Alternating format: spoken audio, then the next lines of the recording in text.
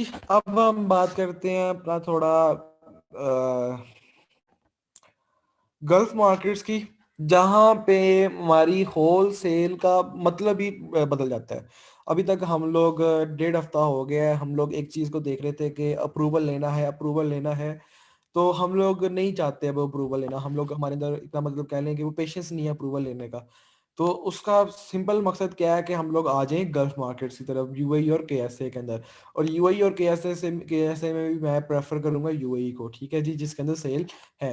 अब यूएई में होलसेल कैसे की जाती है? यूएई में होलसेल इस तरह की जाती है कि सबसे पहले तो आपने प्रोडक्ट ढूंढनी है जिस प्रोडक्ट के ऊपर आप सेलिंग करना चाहते हैं। कोई भी प्रोडक्ट हो सकती है, हम लोग प्रोडक्ट स्पेसिफिक और प्रोडक्ट हंटिंग के ऊपर ज्यादा टाइम नहीं वेस्ट करेंगे। हम लोग सिंपल कोई प्रोडक्ट ढूंढ लेते हैं, ठीक है जी। आप कोई भी प्रोडक्ट ढूंढ सकते हैं, बेस्ट सेलर में जाएं, बेस्ट सेलर में जाकर देखेंगे कोई ऐसी प्रोडक्ट जिसकी अच्छी सेलिंग हो रही है और जो कि लोकल मार्केट से आपको इजीली अवेल हो सकती है, ठीक है जी। लोकल मार्केट से इजीली अवेल हो सकती है, कोई बड़े ब्रांड की प्रोडक्ट ना हो, ये चीज़ ध्यान में रखनी है। कोई एक ऐसी प्रोडक्ट जो कि मोस्टली कॉमन यूज में आती है और वो कोई भी बेच सकता है, और वो कोई भी बेच सकता है। जैसे ये एक ये एक देख लें, ये स्क्रब कह लें आप इसको, ठीक है जी। अब मैं चाह रहा हूँ कि जी ये स्क्रब है, और ये स्क्रब तो वैसे एक रजिस्टर्ड ब्रांड वाला है ना, क्योंकि इसका अमेजोन चॉइस मिला हुआ है। लेकिन स्क्रब वाला मेन सेलर में आया हुआ था, बेस्ट सेलिंग में आया हुआ था। तो स्क्रब ब्रश एक कीवर्ड है, मैं इसको उठाता हूँ और इसको ऊपर अप्लाई कर देता हूँ। सर्च किया इसको, तो स्क्रब वाली सारी प्रोडक्ट्स मेरे पास आ गई हैं, ठीक है जी। अब इनमें से देखेंगे कौन सा स्क्रब मैं सेल कर सकता हूँ जो बिक भी रहा है और उसके ऊपर रिव्यूज भी हैं, ठीक है जी। तो मैं देखता हूँ जी कि ये नीचे एक स्क्रब है जो कि बिक भी रहा है, लेकिन हाँ ये लेट्स सपोज ये कह लें ये बिक भी रहा है और उसके ऊपर सेलिंग भी हो रही है, और इसका जो ब्रांड है, जो गेट यूडियो जो एक ब्रांड है, वो रजिस्टर्ड भी नहीं है, वो रजिस्टर्ड ब्रांड नहीं है। ये मैं किस तरह चेक करूंगा? मैं इसके ब्रांड को उठाऊंगा और ट्रेडमार्किया वालों के ऊपर जाऊंगा, ट्रेडमार्किया.com के ऊपर जाके मैं इसका ब्रांड नेम पुट करूंगा। तो अगर तो इसका ब्रांड रजिस्टर्ड नहीं है किसी भी मार्केट में, होता तो होना तो वैसे यही चाहिए ना कि इसका ब्रांड सिर्फ यूएई में रजिस्टर्ड ना हो, लेकिन मैं यहाँ पे आप लोगों को कहूंगा कि हम लोगों ने हमेशा सेफ साइड पे रहना है, हमने अपने अकाउंट को सेव रखना है। तो हम लोग इसका जो ब्रांड देखेंगे वो देखेंगे ऑल के लिए, सिर्फ यूएई के लिए नहीं देखेंगे, हम सारी मार्केट्स के लिए देखेंगे।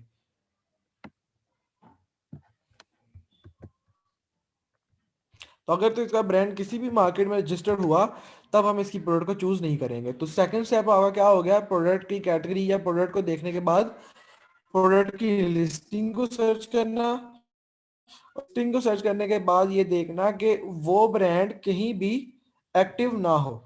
ये देखें, ये जो ब्रांड है ये एक्टिव है और लाइव है, ये रजिस्टर्ड है।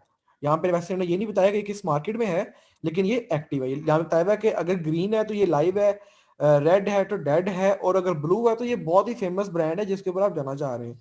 तो ये क्यों कि ये ग्रीन है, इसका मतलब ये जो ब्रांड है ये एक्टिव है और ये रजिस्टर्ड है।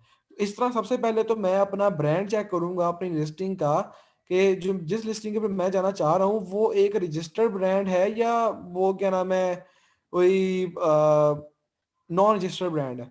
तो अगर तो नॉन रजिस्टर्ड ब्रांड मिल गया मुझे, नॉन रजिस्टर्ड ब्रांड मिल गया और उसके ब्रांड के ऊपर सेल भी है, रिव्यूज भी हैं, और मैंने उसकी सेल चेक की है दो मेथड के साथ, ऐड टू कार्ट करके, और उसको मैंने क्या नाम है वो सोर्स वाले मेथड के साथ भी चेक किया है, व्यू सोर्स पेज वाले मेथड के साथ भी चेक किया है। अगर मैंने इन दोनों मेथड के साथ उसको चेक किया है और मुझे ये चीज़ नजर आई है कि जी ठीक है जी, एक नॉन रजिस्टर्ड ब्रांड जिसकी अच्छी खासी सेल है और वो रजिस्टर्ड भी नहीं है, और उसकी अच्छी खासी प्राइस भी सेल हो रही है और उसकी यूनिट भी सेल हो रही है, तो अब मैं कहूंगा कि मुझे मेरा ब्रांड मिल गया हुआ है, मुझे मेरी लिस्टिंग मिल गई हुई है। ब्रांड भी मिल गया और लिस्टिंग भी मिल गई है, ये अच्छी चीज़ है कि ब्रांड और लिस्टिंग आपको दोनों चीज़ें एक ही साथ मिल जाए। इसको मैं एक अलग पेज पे खोल लेता हूँ और ये मैं इधर रखता हूँ। अच्छा जी, सबसे पहले आते हैं लिस्टिंग पे। अब मैंने देख लिया कि ठीक है जी, सेल भी है, अच्छी खासी सेल भी है, इसको दिन में तकरीबन कोई 15 से 20 यूनिट की सेल भी आ रही है, ब्रांड भी नॉन रजिस्टर्ड है, ठीक है जी, और मैं इसके ऊपर सेलिंग कर सकता हूँ। अगर मैं 15 से 20 कब, जब इसके ऊपर सिर्फ एक या दो बंदे बैठे होंगे। अगर तो 3 से 4 या 5 लोग बैठे हुए तब इसकी सेल होनी चाहिए दिन की तकरीबन कोई 40 से 45, ताकि मुझे भी कुछ ऑर्डर मिले। ठीक है जी, तो ये चीज मैंने वेरीफाई करनी है। तो जी ठीक है जी, मैंने ये वेरीफाई कर लिया कि इसके ऊपर सेलिंग बहुत अच्छी खासी है।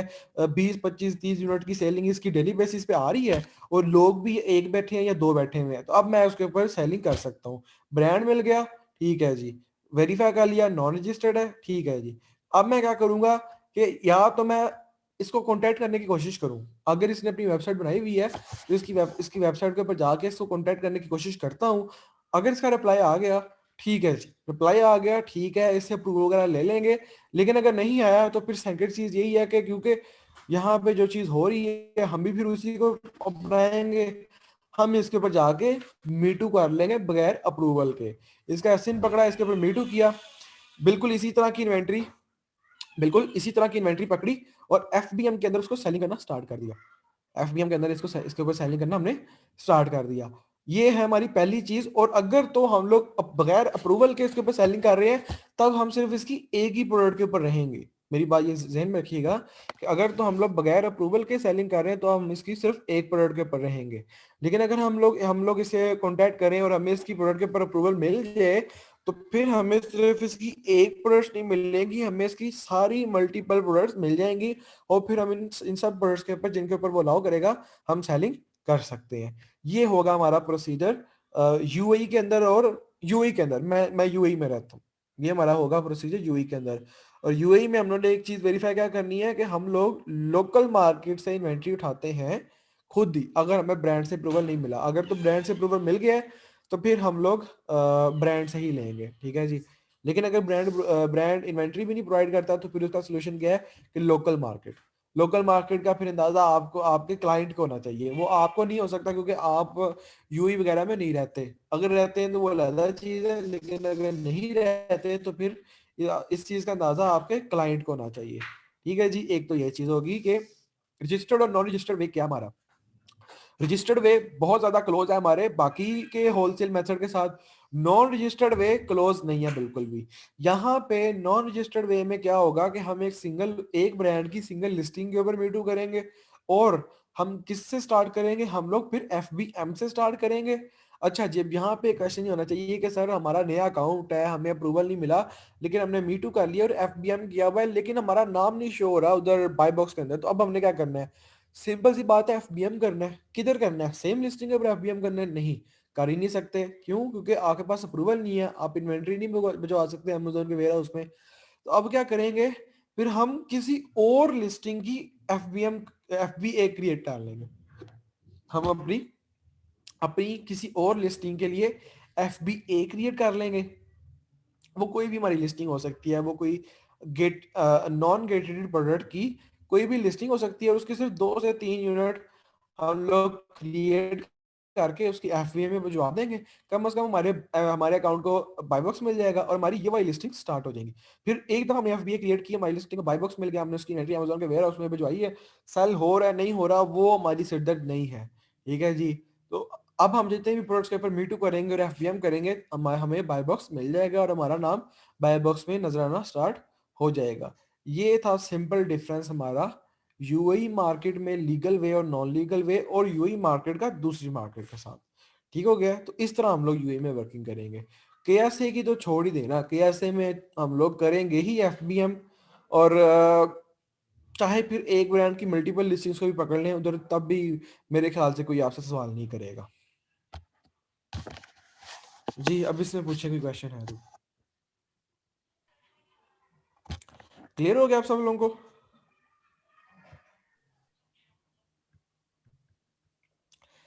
जी, किसी और ने कोई क्वेश्चन पूछना हो तो वो पूछ ले।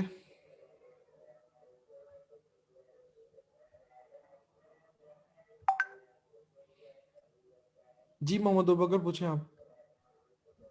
जी सर, मुझे ये पूछना है कि FNSKU क्या चीज़ होती है, और ये मैन्युफैक्चरर बारकोड, ये इन दोनों में डिफरेंस बता दीजिए जरा। एफएनएस का यूज, जी एफएनएस का सर। यूज हम कहते हैं हमारे आइटम लेबल्स को और बॉक्स लेबल्स को। एफएनएस का यूज करते हैं हमारे आइटम लेबल्स और बॉक्स लेबल्स को। ठीक है जी। जी और सर। जो आपने सेकंड जो चीज पूछी वो क्या पूछी आपने? Manufacturer barcode. मैन्युफैक्चर बारकोड्स, उनको वो कहते हैं हम लोग हमारे यूआरएल, वो यूआरएल्स वगैरह को, यूपीसीज वगैरह को, ईएन वगैरह को। तो सर इसका क्या रोल होता है जब हम होलसेल कर रहे होते हैं? इसका क्या रोल होता है जब हम लोग होलसेल कर रहे होते हैं? जी एफएनएस सर। के यूज तो बेसिकली इन्वेंट्री में जो आने में उसका रोल होता है, और जो बारकोड्स वगैरह होते हैं उनका कोई स्पेसिफिक डिफरेंस नहीं होता है। मुझे नहीं पता ये किस सिनेरियो में आपने ये क्वेश्चन पूछा है, लेकिन इनका जो रोल होता है ना बेसिकली वो सोर्सिंग से रिलेटेड होता है और लिस्टिंग क्रिएशन से रोल होता है इनका। लिस्टिंग क्रिएशन में जो हम लोग एफएनएस के यू देते हैं ना, वो सोर्सिंग के लिए देते हैं, शिपमेंट वगैरह के लिए देते हैं जब हम एफबीए करते हैं। ठीक है जी, जब हम G F sir. B M B कर रहे होते हैं, ठीक है जी, तब भी हमें एफ एन एस के यूज परचेज करने पड़ते हैं, अमेजोन से प्रिंट करने पड़ते हैं। हम एफ एन एस के यूज अमेजोन के सेलर सेंटर से अपनी लिस्टिंग के लिए जितने भी हमारे ऑर्डर आएंगे उतने एफ एन एस के यूज प्रिंट करेंगे, उनका प्रिंट निकलवा के उनको प्रोडक्ट के ऊपर, उनकी पैकेजिंग के ऊपर लगाएंगे और फिर उनको हम अपने अमेजोन के बायर तक पहुंचाएंगे।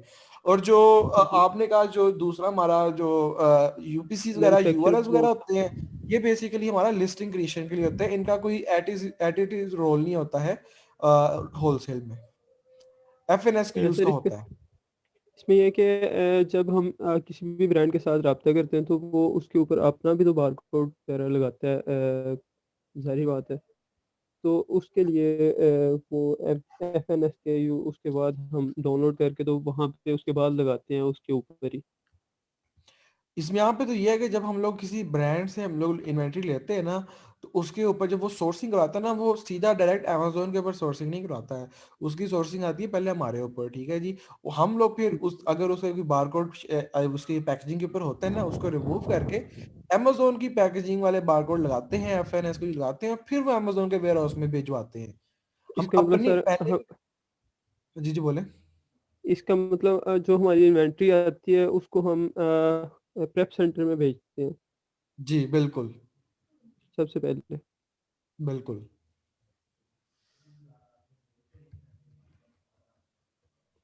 ये सही है सर। जी किसी और ने की क्वेश्चन पूछना हो आप में से?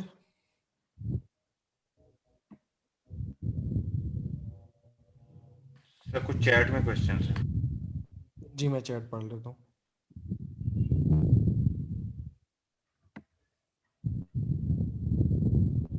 अच्छा जी, चैट में है, दो तीन मैसेज, एक सेकंड। सर ये चीज़ क्लियर कर दीजिएगा कि लिस्टिंग अमेजोन रिमूव कर दे तो इन्वेंट्री के साथ क्या होता है? अब अगर अमेजोन हमारी लिस्टिंग रिमूव कर दे, अच्छा लिस्टिंग रिमूव शायद ना करे, लिस्टिंग रिमूव करना ये होता है कि अगर कोई रिस्ट्रिक्टेड प्रोडक्ट होती है तो वो तो अमेजोन तो आपको उसके ऊपर लिस्टिंग क्रिएट करना अप्रूव ही नहीं देता है। लेकिन हाँ, अगर ये होता है कि आपके ऊपर कोई क्लेम आगे में है और किसी बायर की तरफ आपकी प्रोडक्ट के ऊपर कोई क्लेम आ गया हुआ है और आप बाय बॉक्स में बैठे हुए थे होलसेल के, तब अमेजोन आपकी लिस्टिंग रिमूव कर सकता है। और जब अमेजोन आपकी लिस्टिंग रिमूव करता है तो फिर उसका ये होता है कि आपके पास अकाउंट तो आपके पास ही होता है ना, तो उस अकाउंट का यूज करते हुए आप अपने एस के यूज के ऊपर जो इन्वेंट्री होती है वो वापस मंगवा लेते हैं। तो इन्वेंट्री फिर आप वापस मंगवा सकते हैं, उसकी आपके पास अथॉरिटी होती है। Nowadays every one is using term 3PL। 3PL यही जो अभी मोहम्मद भाई ने बात की कि हम लोग अपने मेन सप्लायर से इन्वेंट्री मंगवा के थर्ड पार्टी लॉजिस्टिक्स वालों को भेजेंगे, वो उनकी पैकेजिंग रिमूव करके हमारे अकाउंट से जो आइटम लेबल वगैरह क्रिएट किए गए हैं उनके ऊपर हमारी पैकेजिंग बनवाएगा और वो अमेजोन के ऊपर आगे भिजवाएगा। 3PL उसको कहते हैं। सर यूएई मार्केट में बस नॉन रजिस्टर्ड प्रोडक्ट यूएई में पे ही जाएंगे, we can not go to register. बिल्कुल बिल्कुल बिल्कुल, मैं तो प्रेफर करूंगा कि आप किसी अगर आप अथेंटिक हैं तो मैं तो प्रेफर करूंगा कि आप किसी रजिस्टर्ड वाले के साथ ही जाएं। लेकिन अगर रजिस्टर्ड वाला बंदा कहता है कि नहीं आपके पास ट्रेडमार्क वगैरह होना चाहिए, आपका ब्रांड रजिस्टर होना चाहिए, ये सब कुछ होना चाहिए, तो फिर तो हमें नॉन रजिस्टर्ड के ऊपर ही जाना चाहिए। लेकिन मैं दोबारा बता रहा हूँ कि आउट ऑफ 100% 70% हम किसी रजिस्टर्ड वाले के साथ जाएंगे। क्योंकि होता ये है कि रजिस्टर्ड वाले आपसे ब्रांड वगैरह का नहीं पूछते, वो सिंपल आपको कहते हैं कि जो आज मैंने आप लोगों को कहानी सुनाई है कि हमारी ईमेल किस तरह की होनी चाहिए, हमारा फोन नंबर वाला कौन सा होना चाहिए। तो कम से कम हम लोग यूएई में अपने लिए वेबसाइट बनवाएंगे, उस वेबसाइट की होस्टिंग वगैरह परचेज करेंगे, ठीक है जी। और उसकी उसकी जो ईमेल होगी ना, वो अपने ब्रांड, वो @yourownbrand.com करेंगे। मतलब लेट्स सपोज मेरा ब्रांड है XYZ, तो मेरी जो ईमेल होगी वो होगी fizan@xyz.com। तो ये चीजें होनी चाहिए। तो ब्रांड फिर आपको अप्रूवल दे देता होता है। अगर तो यूएई में आप अप्रूवल और रजिस्टर्ड ब्रांड के साथ बिजनेस कर रहे हैं तो वो तो बेस्ट है, उससे बेस्ट कोई चीज है ही नहीं। लेकिन लेट्स सपोज आपको कहीं से भी अप्रूवल नहीं मिल रहा है, तो फिर मैं कहूंगा कि हम जा सकते हैं, लेकिन ये प्रेफरेबल नहीं है। ये चीज प्रेफरेबल है केएसए में, यूएई में नहीं है जी। किसी और ने कोई जी क्वेश्चन पूछ लो। सर, मुझे ये पूछना है कि जो हम मिस्टेक्स करते हैं ब्रांड्स के साथ कांटेक्ट करने में, वो पहले तो आपने बताई थी कि हम जो नंबर है ना वो वेबसाइट के ऊपर जो देते हैं वो वाला हमने प्रोवाइड करना है। उसके बाद प्रोफेशनल ईमेल हमने देना है, और तीसरा जो आपने बताया था वो बता दें, एक दफ़ा रिपीट कर दें। थर्ड चीज वो फोन कॉल वाला बताया था कि फोन कॉल के ऊपर आपने उनसे कॉन्टेक्ट वगैरह करना है। अगर तो आप उनके साथ आप इजी हैं और आप समझते हैं कि आपके पास ये क्या नाम है स्किल है कि आप एक प्रोफेशनल टॉक कर सकते हैं ब्रांड के साथ, तो फिर प्रेफरेबल है कि आप फोन कॉल करें। लेकिन अगर आप नहीं कर सकते तो फिर आप मैसेजिंग के थ्रू ही रहिए उनके साथ। जी ठीक है सर। अच्छा जी, हमें से कोई और कुछ पूछना चाहता है तो पूछ ले।